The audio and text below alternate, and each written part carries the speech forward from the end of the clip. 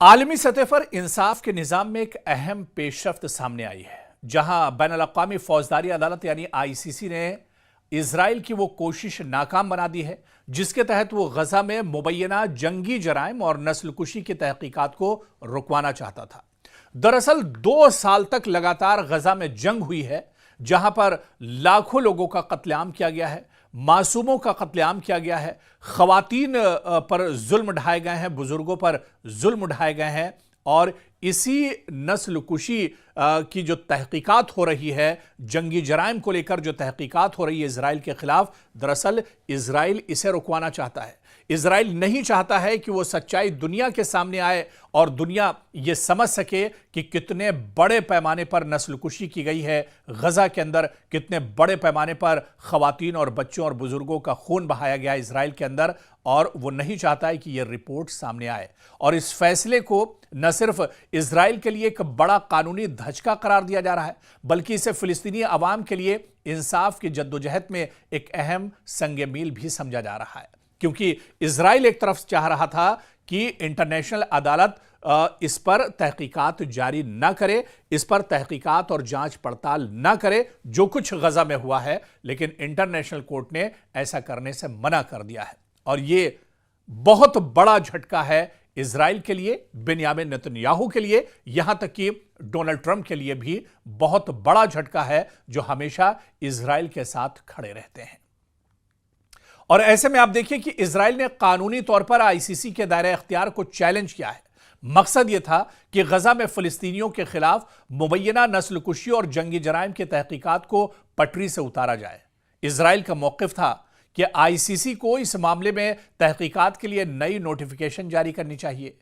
7 اکتوبر 2023 کے بعد کے واقعات پر پرانی اجازت لاگو نہیں ہوتی ہے۔ عالمی فوجداری عدالت نے فیصلہ دیا اور اس نے کہا کہ ICC کے اپیل چیمبر نے اسرائیل کی اپیل کو مکمل طور پر مسترد کر دیا، اور اسے اسرائیل کے لیے بہت بڑا جھٹکا تصور کیا جاتا ہے۔ دراصل عدالت نے یہ واضح کر دیا کہ نچلی عدالت کی جانب سے پروسیکیوٹر کو تحقیقات کی اجازت بالکل درست ہے، اور اس فیصلے کو پلٹنے کی کوئی قانونی بنیاد موجود نہیں ہے۔ نئی نوٹیفیکیشن کی کوئی ضرورت بھی اس میں نہیں ہے۔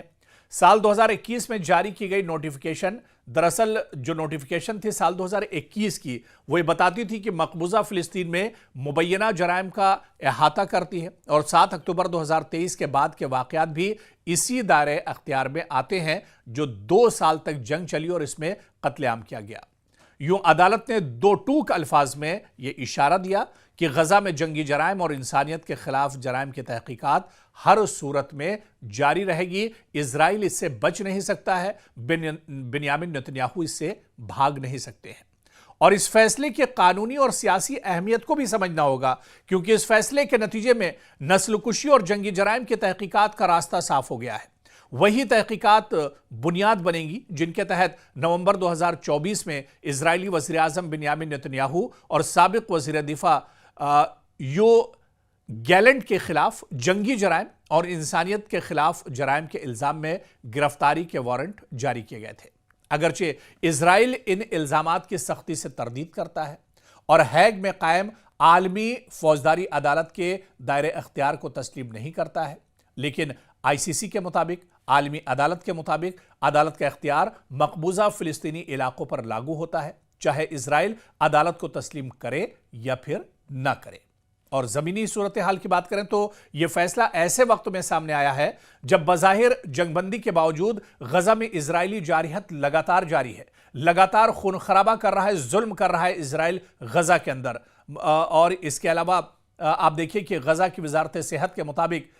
سال 2025 11 اکتوبر کو جنگ بندی کے نفاذ کے بعد سے کم 391 فلسطینی جاں بحق ہوئے ہیں، 1000 سے زیادہ زخمی ہوئے ہیں، اور 7 اکتوبر 2023 سے اب تک 70,000 سے زیادہ فلسطینی شہید ہوئے ہیں، 1,70,000 سے زیادہ زخمی ہوئے ہیں۔ اور یہ اعداد و شمار اس انسانی المیہ کی شدت کو ظاہر کرتے ہیں جس کی بنیاد پر عالمی عدالت میں کیسز زیر سماعت ہے۔ عالمی فوجداری عدالت کے اس فیصلے سے واضح ہوتا ہے کہ طاقتور ریاستیں بھی بین الاقوامی قانون سے بالاتر نہیں ہیں۔ गजा में मुबैना जंगी जराइम पर एहतसाब का अमल जारी रहेगा और इजराइल की जानिब से कानूनी दबाव और रुकावटें डालने की कोशिश फिलहाल नाकाम हो चुकी है और ये इजराइल के लिए कहीं ना कहीं बहुत बड़ा झटका है। और अब दुनिया की नजरें इस बात पर हैं कि क्या आलमी बिरादरी आईसीसी के फैसलों पर अमल दरामद में किरदार अदा करेगी और क्या फिलिस्तीनी अवाम को आखिरकार इंसाफ मिल पाएगा। यह फैसला महज एक अदालती कार्रवाई नहीं बल्कि आलमी ज़मीर के इम्तिहान का एक और मरहला है। यानी कहीं ना कहीं अभी भी इजराइल कटघरे में खड़ा हुआ है और इजराइल को अपने गुनाहों का हिसाब देना होगा।